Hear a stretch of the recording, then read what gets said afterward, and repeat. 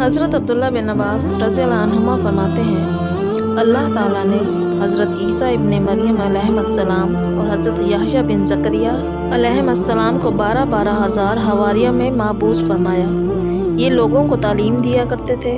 ان کی تعلیمات کے مطابق بھائی کی بیٹی یعنی بھتیجی کے ساتھ نکاح کرنا حرام تھا۔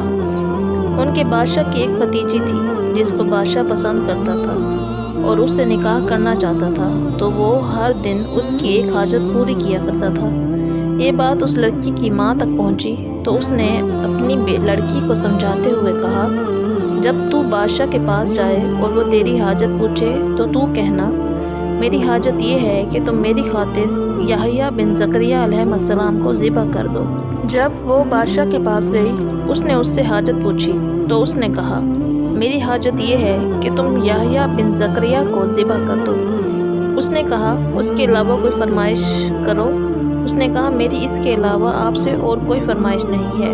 جب یہ اپنی ضد پر اڑ گئی تو بادشاہ نے حضرت یحییٰ بن زکریا علیہ السلام کو بلوایا اور ایک بڑا تھال منگوایا اور اس میں آپ کو ذبح کر ڈالا۔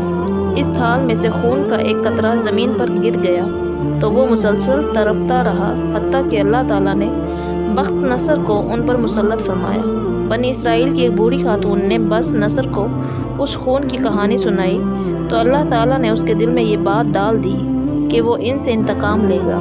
جب تک اس خون کو قرار نہیں آتا اس وقت تک میں ان لوگوں کو قتل کرتا رہوں گا۔ چنانچہ صرف 1 سال میں اس نے 70,000 لوگوں کو قتل کیا۔ تب کہیں اس قطرہ خون کو سکون ملا۔